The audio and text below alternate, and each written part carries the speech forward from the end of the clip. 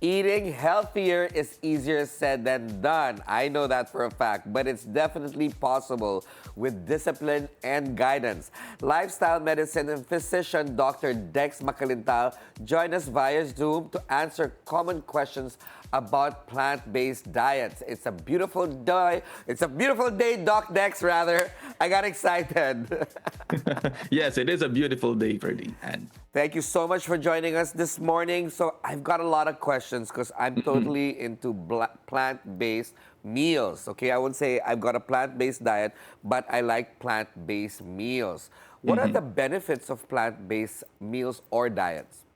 okay, firstly, mataas sa fiber ang plant-based diet and plant-based meal. Kaya naman gumaganda yung digestion at metabolism natin. Ah, And then kung mapapansin din po natin, if we are on the plant-based diet, mas mabilis tayong bumababa yung ating timbang. This is because your fiber that are rich, the fiber that is rich in your diets or in your meals would help you put down your calories. Also, kasama rin nito, mas kokonti po din kasi yung makakain ninyo kasi parang bulky siya uh-huh. sa inyong tiyan. Doc So, Dex, yes. rice is also a plant eh. Paano yun? Yes. Kasali ba yes. yung rice, Doc? Kasali ba Yes, yung rice? I kasali think din yes, yung but in rice. moderation, di ba, Doc? Definitely. So anything that is too much could be bad for our body. Yes, rice is also a plant, so as sugar. So kaya kinakailangan din nating i-quantify, no, and i-qualify Correct. kung ano nga ba yung po pwede at kung gaano karami. Hindi po pwede makita natin ay plant naman ito eh. So Yeah. I'll take this ng Yes. sobra-sobra. So Yeah. right now kasi sa social media nung nag-rise ngayon social media, yung mga tao naging medyo naging medyo nawawala yung Excited. critical thinking. Masyado excited yung mga tao na, ay, Yeah. this is plant-based. Ay, sabi ni Doc Dex, this is blue. Parang ganyan. So, so it doesn't mean na kapag sinabi nung isang creator na, kunyari, I like the color blue, Yes. sasabihin na nung iba, oh, you don't like the color black, you don't like the color yellow. It doesn't work that way. Okay. So, kaya ganun din po sa plant-based diets. Not because that these foods are plants, it means na unlimited nyo na po pwedeng kainin. Okay. Kinakailangan din po, tama rin po ang ating pagpaplano dito. Kasi loaded man sa antioxidants and phytonutrients ang inyong plant-based diet, there Yes. are still cons pagdating dito. Oo nga. I like that Anne said in moderation and then she looked at me. What? No! No, but you know the joke, Doc Dex, di ba sabi nila, chocolate naman came from Plants. Yes, chocolate from cocoa. plants. So, Yeah. plant-based ang And the milk chocolate. came from a cow that only eats plants. Okay, Yes. sige, ganun yung logic, di ba? But now that you mentioned there are cons also, so what are the Yes. downsides of plant-based diet, Doc? Number one, transition is not easy. No, lalo na kapag kayo po ay nasanay sa marami kayo nakakain na red meats, marami kayo nakakain na processed meats. The transition could not be that easy. Number two, baka rin kapag hindi tama yung pagkakaplano, you may be deficient with protein. Remember that protein is essential for building your tissues and repairing your body. Kaya kinakailangan tama po yung pagkakaplano para sapat yung protina na makuha natin dito. And thirdly, hindi po lahat ng plant-based products po pwedeng maging mura or accessible, lalo na kung imported pa din yung bibili nito. Yes. Kaya mahalaga ang tamang knowledge at tamang strategy at tamang pagpaplano Actually, if Doc you are Dex, going to do that. Yes. yeah, Doc Dex, you know, ako sanay na because I'm actually a practicing pescatarian and as I said, you know, teetering towards plant-based. Plant-based, But I find it very easy. Like I'm looking at the images a while ago in the screen and I got hungry. But you know, Yes, there's kasi some there's kasi kung titingnan din natin, ang bilis lang naman yung kung makukuha kung for example nasa province kayo or Yes. Yeah. actually kapag ka nasa Manila, like for example for myself, I live in Mandaluyong for every Wednesday to Saturday. Madali naman kumuha eh. It's just that you have to know your sources. It's just that you have to know how to plan ahead of and time. food prep because it's quite Yes. easy. I mean, I suggest like get a steamer. Like it's inexpensive and steam everything and just douse it with sauces that you can buy in the grocery store. It can actually be budget friendly. But I, Yes. of course, I like, you know, once in a while those plant-based sausages, the stuff like that, and they can get expensive. Sandali lang. Kasi sabi ni Ferdy, budget-friendly. Coming from Ferdy, ano ba yung budget mo? Sandali lang. You know, I go to Pero the kasi, palengke. yeah, but that is the question there, Doc Dex said, di ba? How feasible and how sustainable is this diet? Kasi when you really look at the prices in the market, di ba? Medyo mahal yung mga gulay talaga. Yes. So how feasible and how sustainable is this?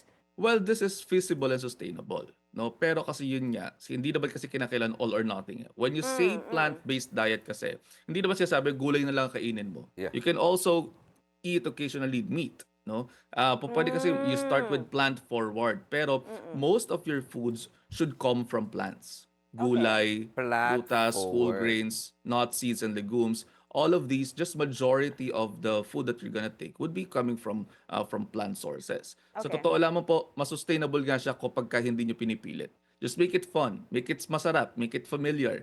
Ginataang gulay, ganyan kasimple. Oh, Vegetable kare-kare. Yeah, even Mushroom sisig. pasta. Even pasta, you can Yeah.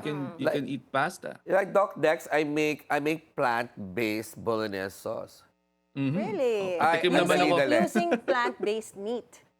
Plant-based, yes, ingredients. Okay, You okay. can buy it in the grocery store. They're ready. Like the plant-based giniling. Oo. It's relatively affordable. Okay. And then you can just buy a pre-pack, yung mga tomatoes, yung pasta sauces. I particularly like Italian. Okay. So you just put, your seasonings and then your onions and stuff like that. Voila. Then you've got a plant-based pasta na hindi siya mahal. Then you've got to invite Yes. me over to your place 1000%. when you make that. But Doc Dex, I have a question. Ferdy and I were talking about this earlier off the air. Because I need to eat a certain amount of protein a day kasi I'm building on my muscle mass. Yes. So ngayon meron ng mga yung alternatives to real meat, 'di ba? Do they contain the same amount of protein as the real meat? That is the question that I wanted to ask you. Okay. Excellent. The answer to that question is no. Hindi agad-agad.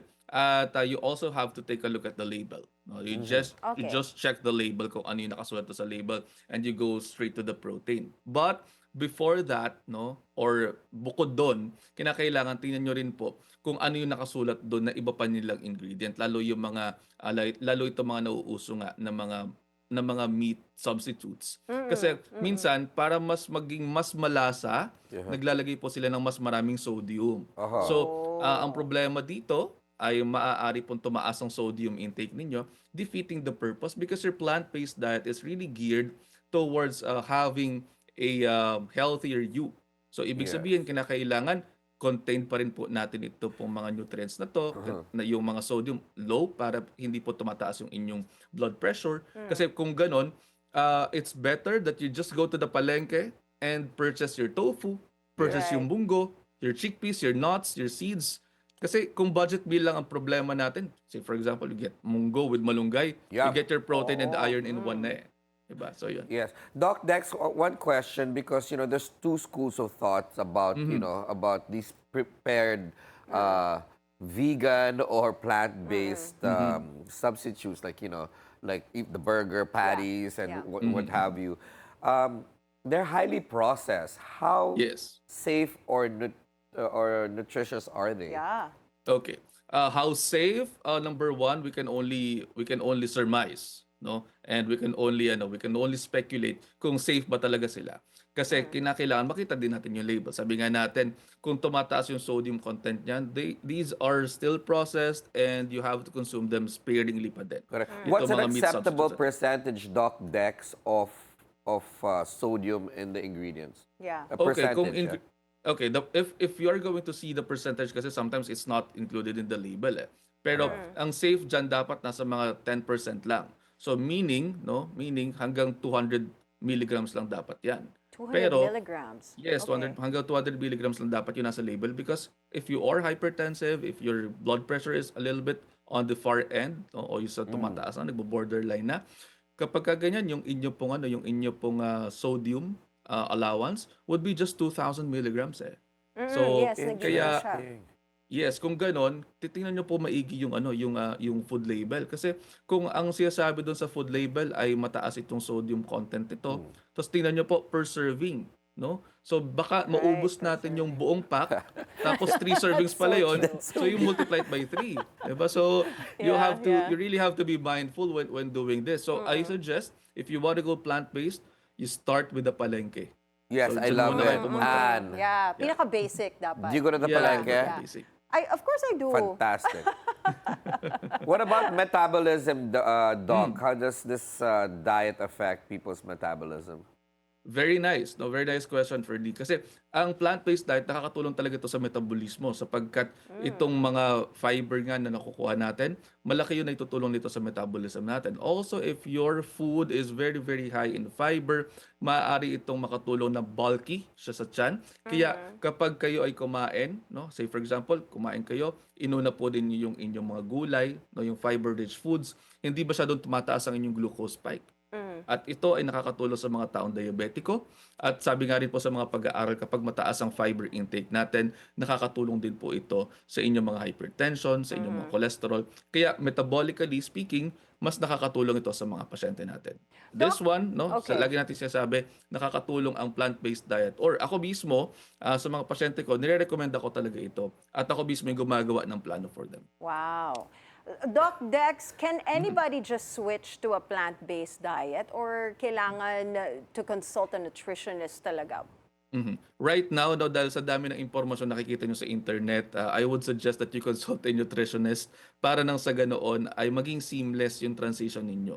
Kasi sabi nga po natin kanina, there are pros to this, but there are also cons to this. Na una nga ay kapag hindi tama ang pagkakaplano, you may be deficient of nutrients. And we know for a fact that nutrients are not just your macros, kasama din po dito yung inyong mga micros or vitamins and minerals. And if you have vitamin and mineral deficiencies, maaari din tayo magkaroon ng problema in the long run. That's why, mas maganda kapag ka nako-compute po natin ng tama ang inyong mga diet. Correct. It's all about the computation and read the labels. Yes. Thank you so much, Doc, for joining us this morning. Lifestyle medicine physician, Dr. Dex Macalintal. Anytime.